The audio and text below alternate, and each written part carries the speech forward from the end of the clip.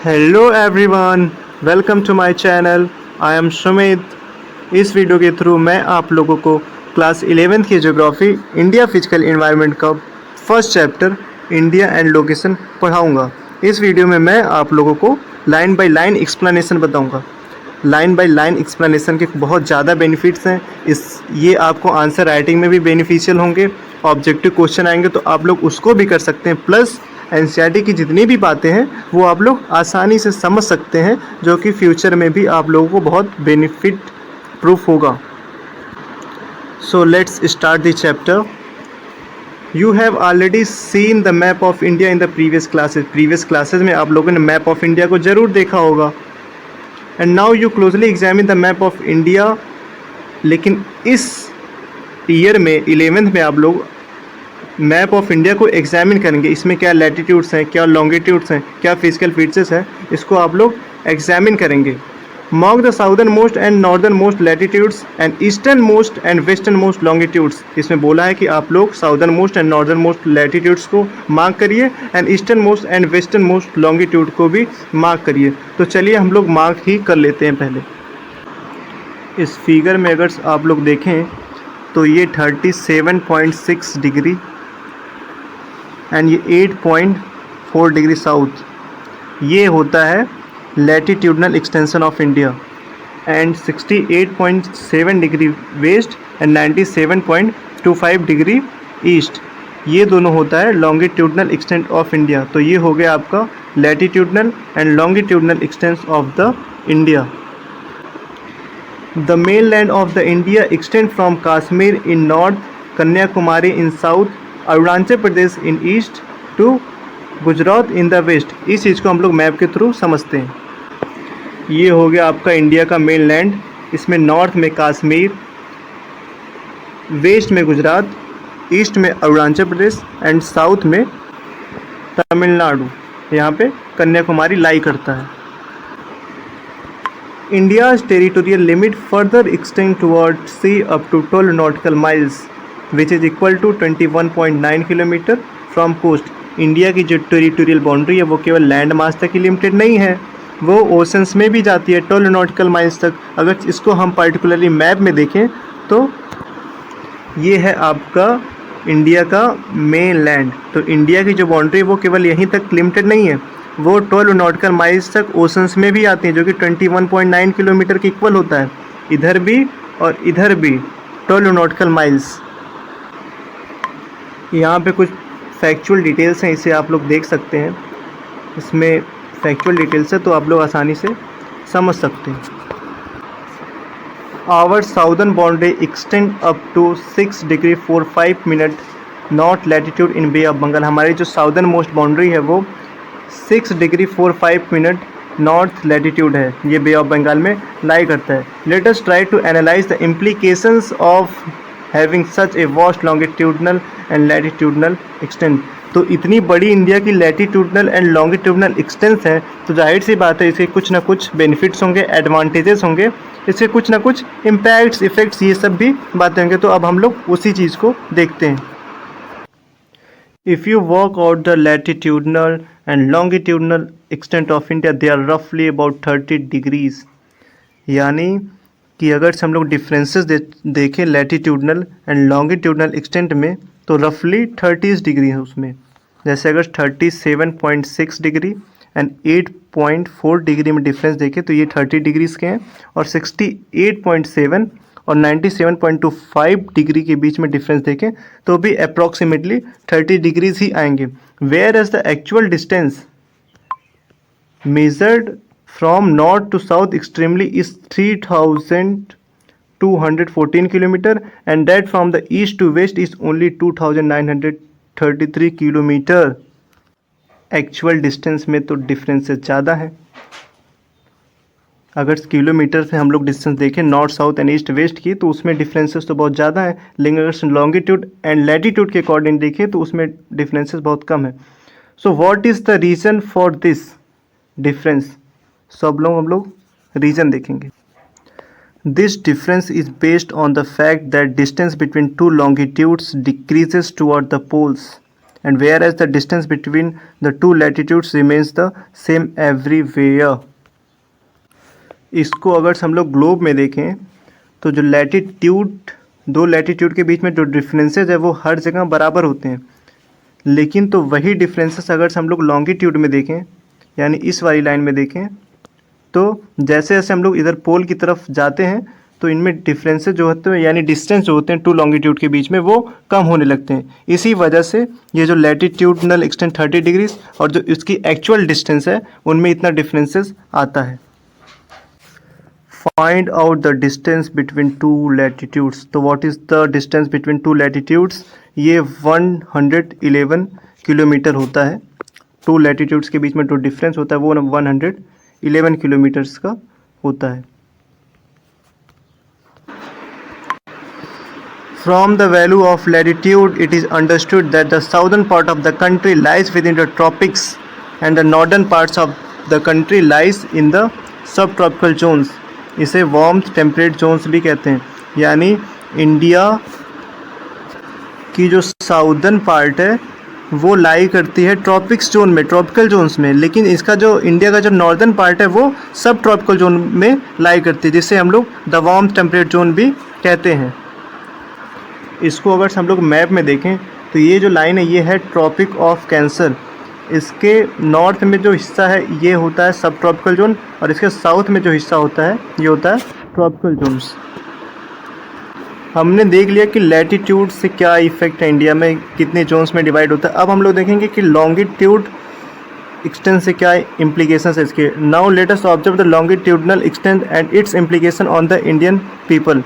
From the values of longitude, it is quite discernible that there is a variations of nearly 30 degrees, which cause a time difference of nearly 2 hours between the easternmost and the westernmost part of the country. यानी अगर हम लोग longitude extent देखें तो इनमें जो differences है वो 30 डिग्रीज के हैं। 68.7 एंड 97.25 में जो डिफरेंसेस है वो 30 डिग्रीज के हैं। तो इसकी वजह से जो एक्चुअल टाइमिंग है इंडिया की eastern most and western most boundary of the India में वो 2 हावर्स के डिफरेंसेस आते हैं।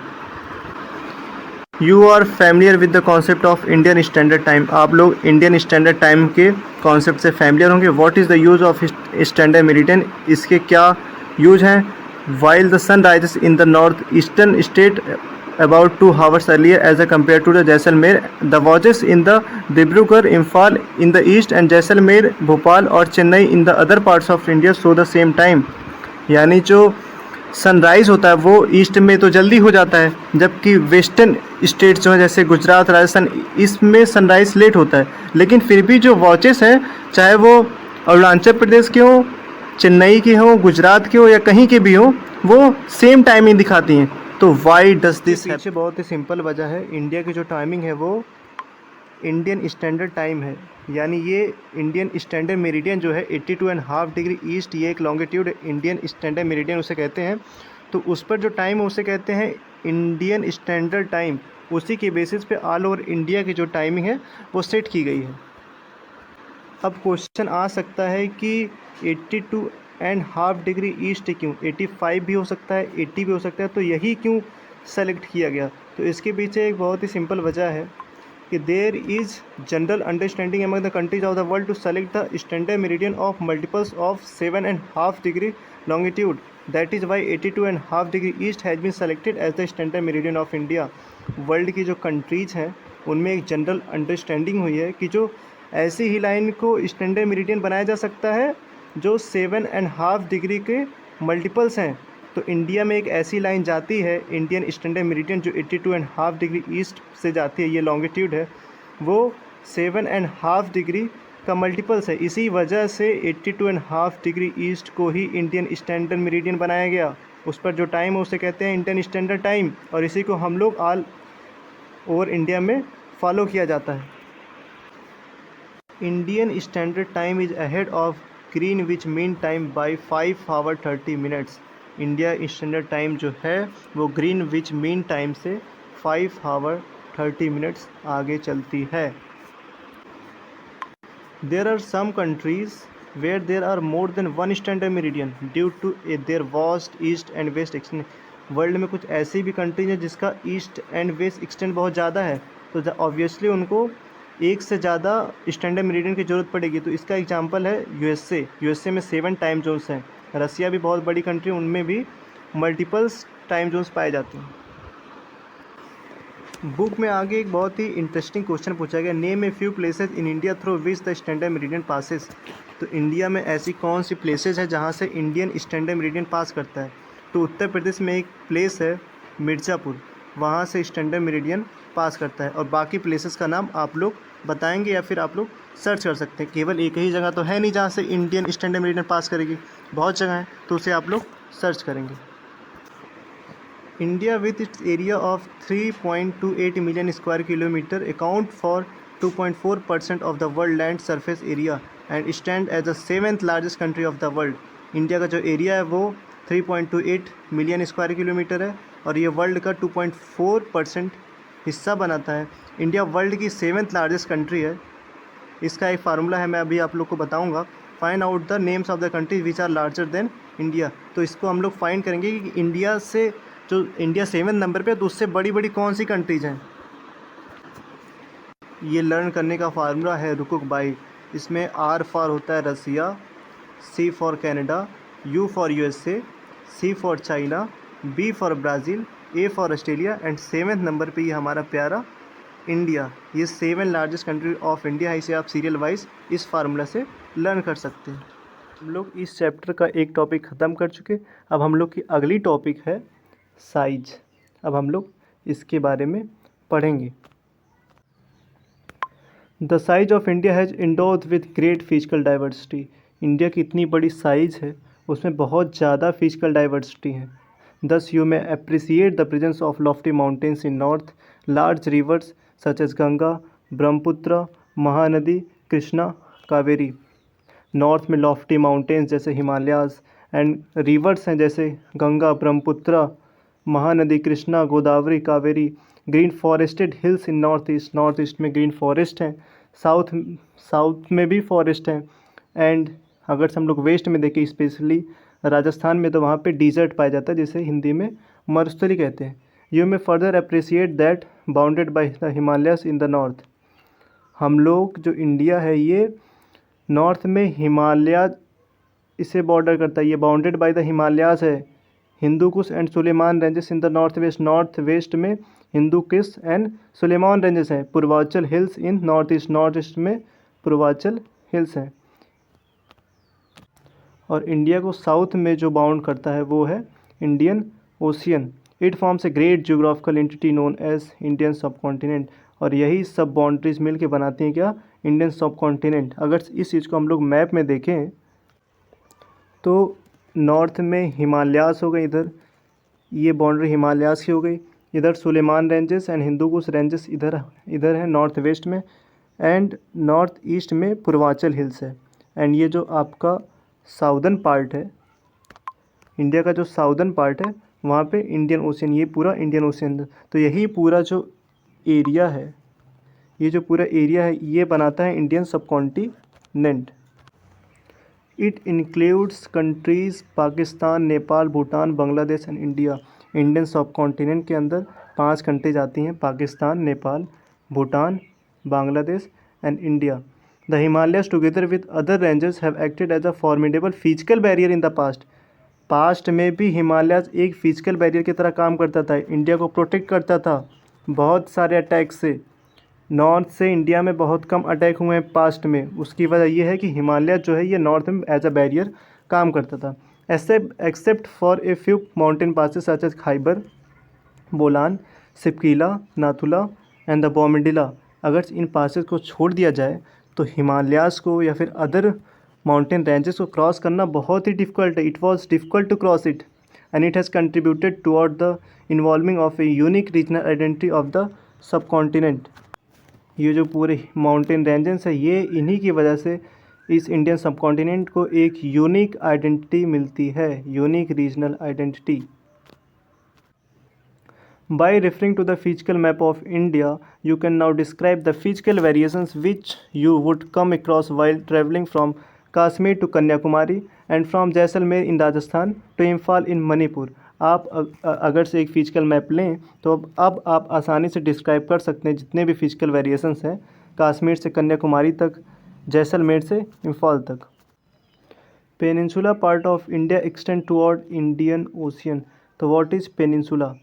पेनिनसुला एक ऐसी लैंड मास होती है जो बाई 3 साइड से वाटर से घिरी होती है। अगर स्पेसिफिकली हम लोग इंडियन पेनिनसुला की बात करें तो ये जो इंडियन पेनिनसुला है ये 3 साइड वाटर से घिरी हुई है। इधर ईस्ट में बे ऑफ बंगाल, साउथ में इंडियन ओशियन एंड वेस्ट में Arabian Sea. This has provided the country with a coastline of 6100 kilometre in the mainland. ये जो इंडियन पेनिनसुला है ये इंडिया को 6100 किलोमीटर की कोस्ट लाइन प्रोवाइड करता है and 7517 kilometre in the entire geographical coast of the mainland plus island groups Andaman and Nicobar located in the Bay of Bengal and Lakshadweep in the Arabian Sea। इस बात को अगर से हम लोग map में देखें तो इंडियन पेनिनसुला जो है ये 6100 की कोस्ट प्रोवाइड करता है केवल मेन लैंड से। ये इतनी जो डिस्टेंस है ये 6100 किलोमीटर है। लेकिन अगर से हम ऑल ओवर इंडिया के कोस्ट की बात करते हैं तो उसमें इंक्लूडेड होता है अंडमान एंड निकोबार का कोस्ट, लक्षद्वीप का कोस्ट और भी जो छोटे छोटे आइलैंड्स हैं उनके भी कोस्ट इसमें इंक्लूडेड होते हैं। तो टोटल जो कोस्ट है इंडिया का वो 7517 किलोमीटर है, जबकि केवल इंडियन पेनिनसुला का जो कोस्ट है वो 6100 है। Thus India as a country is physically diverse. India as a country बहुत ज़्यादा फिजिकली डाइवर्स है। Land providing occurrence of variety resources, जिसके वजह से वेराइटी ऑफ रिसोर्सेज इंडिया में पाए जाते हैं। इस बुक की हम लोगों ने 2 टॉपिक्स पढ़ चुका। अब हम लोग तीसरी टॉपिक्स पे आते हैं जिसका नाम है इंडिया एंड इट्स नेबर। इसमें हम लोग बेसिकली देखेंगे कि इंडिया के कौन कौन से नेबर्स हैं और इंडिया कैसे अदर कंट्रीज से कनेक्टेड है by the sea route and the land route. Examine the location map of India. You will notice that India is located in the south central part of the subcontinent of Asia. Asia continent के south central part में India lie करता है and bordering the Indian Ocean and its two extending in the form of Bay of Bengal and Arabian Sea. तो इसके जो 2 arms माने जाते हैं Bay of Bengal and Arabian Sea, ये भी इंडिया को बॉर्डर करते हैं। And this maritime location of peninsula India has provided links to its neighbouring regions through the sea and air routes. ये जो मैरी टाइम लोकेशन है इंडिया का इतना अच्छा है कि इसी की वजह से इंडिया वर्ल्ड की कई कंट्रीज से वेल कनेक्टेड है by sea and by air routes. अगर से इस बात को हम लोग मैप में देखें तो ये रहा आपका इंडिया जो कि एशिया के साउथ सेंट्रल पार्ट में लोकेटेड है और ये देखिए बाई सी रूट ये वेल कनेक्टेड है कई कंट्रीज से। ये वेल कनेक्टेड है कई कंट्रीज से। इधर ये जापान से भी कनेक्टेड है, इधर ये यूरोप तक जाता है, अफ्रीका से भी कनेक्टेड है और बाई एयर रोड भी कई कंट्रीज से कनेक्टेड है इंडिया। ठीक है, prepare a list of India's neighbouring countries by consulting the map. इसे अभी हम लोग देखेंगे कि कौन कौन से इंडिया के नेबर्स हैं। इंडिया के बेसिकली 9 नेबर्स हैं जिनमें से 7 नेबर्स बाय लैंड इंडिया से कनेक्टेड है और 2 नेबर्स ऐसे हैं श्रीलंका एंड मालदीव्स, ये वाटर से यानी बाय ओशियन कनेक्टेड है इंडिया से। तो अगर से हम नाम की बात करें कौन सी 7 कंट्रीज है जो कनेक्टेड है बाय लैंड इंडिया से, तो वो है Pakistan, China, Afghanistan, Nepal, Bhutan, Bangladesh and Myanmar. और 2 ऐसे कंट्री जो बाय सी कनेक्टेड है वो हैं Sri Lanka and Maldives. Sri Lanka and Maldives are the 2 islands countries located in Indian Ocean. ये दोनों ही आइलैंड्स इंडियन ओशन में लोकेटेड हैं विच आर आवर नेबर, जो कि हमारे नेबर्स हैं। And Sri Lanka is separated from India by gulf of Mannar and park straight. Park straight and gulf of Mannar से श्रीलंका इंडिया से सेपरेट होता है। एंड इसमें बहुत ही एक इंटरेस्टिंग क्वेश्चन पूछा है कि differentiate between gulf and straight. What is the difference between gulf and straight? बहुत ही सिंपल डिफरेंस है गल्फ में और स्ट्रेट में। अगर हम लोग स्पेसिफिकली इंडिया और श्रीलंका में देखें तो स्ट्रेट उसे कहा जाएगा ऐसा वाटर चैनल जो दो लैंडमास को डिवाइड करता है। एक ऐसा वाटर चैनल दो लैंडमास को डिवाइड करता है और टू वाटर बॉडीज़ को कनेक्टेड करता है। तो यहाँ पे जो पार्क स्टेट है वो इंडिया को और श्रीलंका को डिवाइड कर रहा है और बे ऑफ बंगाल को प्लस इंडियन ओशियन को कनेक्ट कर रहा है। तो ये क्या हो गया, स्ट्रेट। जबकि वहीं पे जो गुल्फ होता है वो एक ऐसा वाटर बॉडीज होता है जो लैंड मास में पेनिट्रेट किया रहता है। जैसे अगर ऐसे कोई लैंड मास है तो उनमें ये जो गुल्फ होगा वो पेनिट्रेट किया रहेगा, यानी ऐसा कुछ ऐसा अंदर घुसा रहेगा। तो गुल्फ ऑफ मन्नार ही अगर से हम लोग देखें तो ये हो गया इंडियन पेनिसुला और ये हो गया श्रीलंका। तो गुल्फ ऑफ मन्नार क्या है, ये सब ऐसे ही रहता है। तो गुल्फ ऑफ मन्नार ऐसे ही पेनिट्रेट है इस दोनों में, तो उसे कहते हैं गुल्फ। ऐसे ही अगर से हम लोग पर्शियन गुल्फ को भी समझ सकते हैं, वो भी पेनिट्रेट हुआ है लैंड मास में, तो उसे कहते हैं गुल्फ। यही सिंपल डिफरेंस है गुल्फ और स्ट्रेट में। Do you think that physical barriers is hindrance in the interaction with the our neighbouring country in the modern times? Modern times में भी क्या फिजिकल बैरियर्स इंटरेक्शन में हिंड्रेंस यानी बाधा बनते हैं? तो थोड़े मोड़े तो बनते ही होंगे, बिल्कुल बनेंगे, लेकिन तो मॉडर्न टेक्नोलॉजीज़ के ज़रिए अब हम लोग ज़्यादा इंटरेक्शन कर सकते हैं with our neighbours. Give some examples how we have overcome these difficulties in present days. इसके बहुत सारे एग्जांपल, हमने बहुत सारे पासेस बना लिए हैं, हमने बॉर्डर रोड्स बना लिए हैं, एयर रूट्स के माध्यम से भी हम लोग अपने नेबर से वेल कनेक्टेड हैं, सी रूट्स की नई टेक्नोलॉजी की वजह से भी हम लोग अपने नेबर से वेल कनेक्टेड है। तो फिजिकल बैरियर्स ऑब्वियसली बैरियर्स तो होते ही हैं, लेकिन तो हम लोग मॉडर्न टेक्नोलॉजी से उसे ओवरकम कर सकते हैं और कर भी रहे हैं। इसी के साथ चैप्टर ख़त्म होता है। अगर आपको कोई भी डाउट हो तो आप बिल्कुल पूछ सकते हैं कमेंट बॉक्स में, आप फ्रीली कुछ भी लिख सकते हैं कमेंट बॉक्स में। तो keep learning, stay connected and thank you for watching the videos. अब हम आप लोगों को सेकेंड वीडियोज़ में मिलेंगे। Thank you.